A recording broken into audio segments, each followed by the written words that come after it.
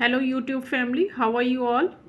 In this video we are going to discuss the question answers of the chapter Animals, Birds and Dr. Dolittle.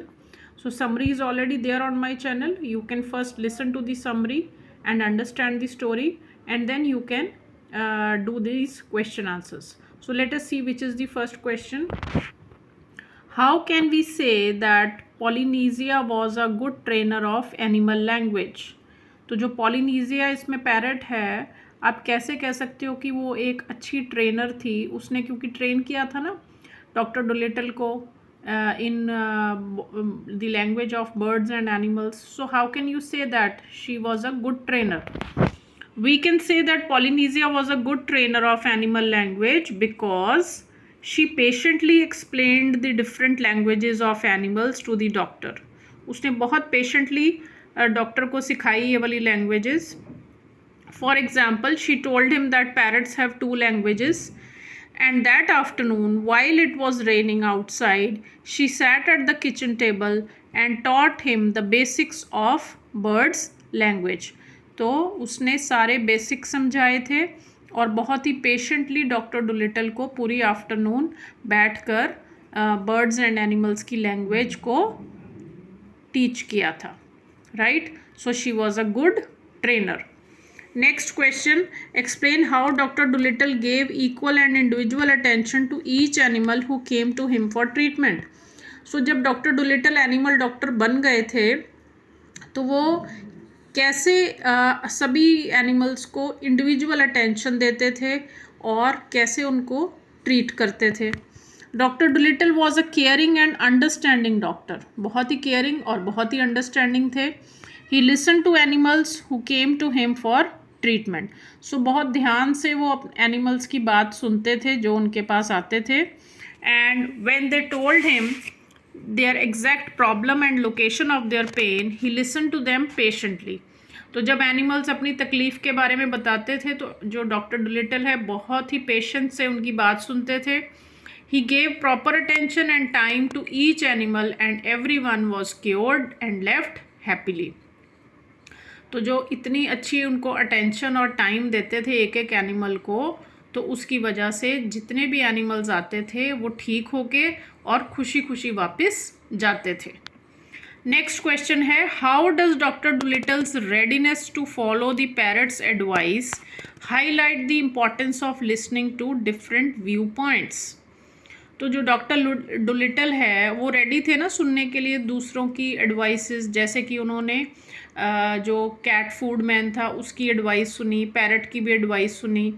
तो इससे हमें क्या पता चलता है कि हमें दूसरों के व्यू पॉइंट सुनने चाहिए या नहीं. So the cat food man advise doctor Dolittle to become an animal doctor. सबसे पहले कैट फूड मैन ने डॉक्टर डोलिटल को ये सलाह दी थी कि आपको एक एनिमल डॉक्टर बन जाना चाहिए. After this man left, the pet parrot Polynesia advised him the same. तो जब ये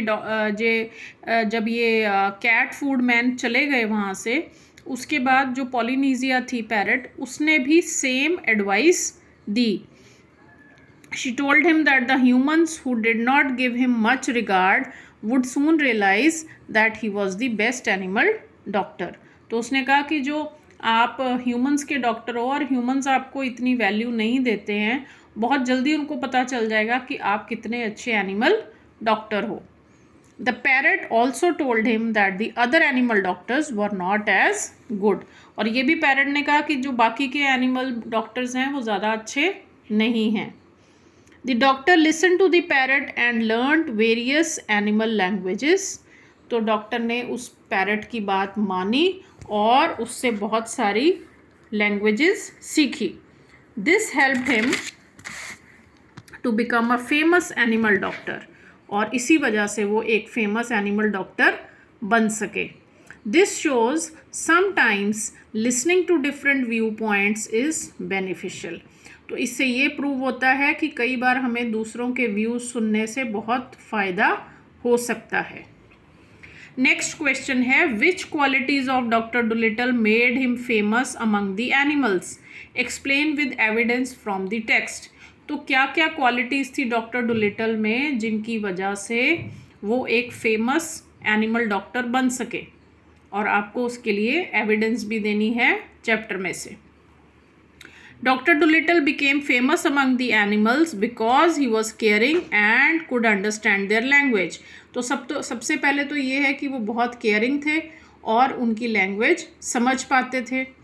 He listened carefully to the animals about their problems and location of their pain. तो बहुत ही ध्यान से और बड़ी पेशेंस से वो एनिमल्स की प्रॉब्लम्स को सुनते थे, समझते थे, और उनकी पेन कहाँ पर है ये भी लोकेट कर पाते थे।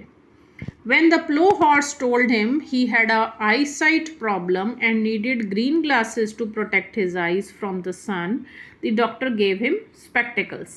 तो ये एक पहला एविडेंस है इस चीज़ का कि जब एक प्लो हॉर्स आया था डॉक्टर डुलिटल के पास और उसने बताया था कि मुझे आईसाइट की प्रॉब्लम है, तो डॉक्टर डुलिटल ने उसको ग्रीन ग्लासेस दिए थे ताकि उसको सन की ग्लेयर से बचाया जा सके, और उसको स्पेक्टिकल्स बना के दी। Secondly, he could talk to other animals in their language, और दूसरा एविडेंस ये है कि वो उनकी लैंग्वेज में, बर्ड्स एनिमल्स की लैंग्वेज में उनसे बात कर पाते थे। राइट। नेक्स्ट क्वेश्चन है, what changes do you think would happen in the world if people suddenly gained the ability like Dr. Dolittle to understand and communicate with animals? अगर ऐसा हो जाए कि पूरे वर्ल्ड में जो लोग हैं वो एनिमल्स, बर्ड्स की लैंग्वेज समझनी शुरू हो जाए, तो आपको क्या लगता है क्या चेंज आएगी वर्ल्ड में? So if people suddenly gained the ability like doctor Dolittle, the world would become a better place. एक तो जो हमारा संसार है वो एक बेहतर जगह बन जाएगा for animals. They could be given exact treatment as per their problem. अभी तो क्या है कि हम जो डॉक्टर हैं वो सिर्फ अंदाज़ा लगा सकते हैं कि इस एनिमल को क्या प्रॉब्लम है और उसके अकॉर्डिंगली मेडिसिन देते हैं, लेकिन अगर वो उनकी लैंग्वेज समझना शुरू हो गए तो फिर उनको बहुत अच्छी ट्रीटमेंट मिल पाएगी। Time and life could be saved, इससे टाइम भी बचेगा और एनिमल्स की लाइफ भी बच पाएगी। More over, healthy animals could perform more tasks given by humans. तो अगर एनिमल्स लैंग्वेज हमारी अगर हम एनिमल्स की लैंग्वेज समझनी शुरू हो जाएं तो हम उनसे बेहतर तरीके से काम भी करवा सकते हैं। So these are the changes which can be there if we start understanding the language of animals. So that is all children for the question answers. पहले समरी ज़रूर सुन लीजिए, स्टोरी ज़रूर सुन लीजिए, तो आप अच्छे से चैप्टर को समझ सकेंगे। And if you find the video useful, please like and share.